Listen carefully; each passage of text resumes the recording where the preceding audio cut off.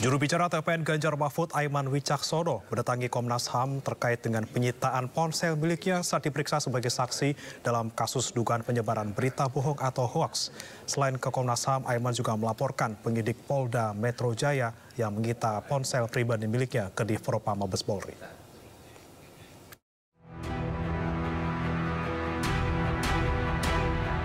Juru bicara tim Ganjar Mahfud Aiman Wicaksono mendatangi Komnas HAM. Kedatangannya kali ini untuk mengadukan terkait penyitaan ponsel yang dilakukan Polda Metro Jaya dalam penanganan kasus dugaan penyebaran berita bohong atau hoax.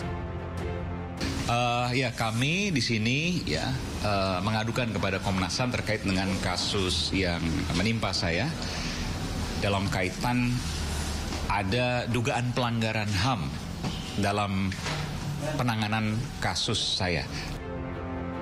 Pengaduan terkait hak asasi Aiman sebagai wartawan sesuai pasal 4 ayat 4 Undang-Undang Pers. Aiman yang pada saat menerima informasi dari narasumber masih berstatus sebagai wartawan. Sehingga sejak diterima informasi itu, Aiman dilindungi oleh hukum, yaitu memiliki hak untuk tidak memberikan bukti narasumber. Hak ingkar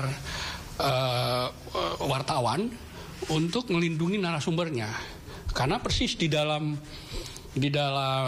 handphone inilah terjadi percakapan antara Aiman dengan narasumbernya. Dan kelihatannya yang ingin dicari adalah narasumber itu.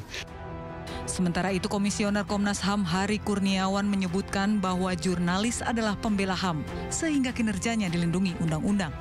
Komnas HAM juga akan berkoordinasi dengan Dewan Pers terkait kasus yang menimpa Aiman. Jurnalis itu kan semuanya pembela HAM toh.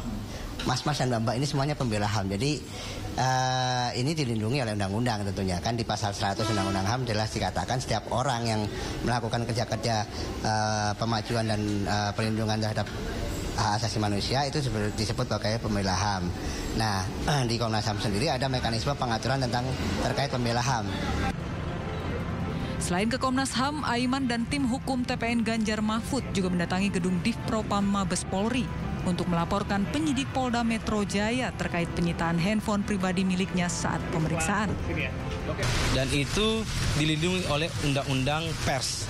Tentu kita berharap bahwa dalam penyelesaian ini semestinya dikedepankan penyelesaian berdasarkan Undang-Undang Pers. Nah, ini kita meminta Propam mengevaluasi itu, memeriksa itu, menginvestigasi itu. Wakil Direktur Eksekutif Deputi Hukum TPN Ganjar Mahfud, Vincentius Medrova menjelaskan, aduan ke Divpropam Mabes Polri untuk dapat mengevaluasi proses penyidikan yang terjadi di Polda Metro Jaya.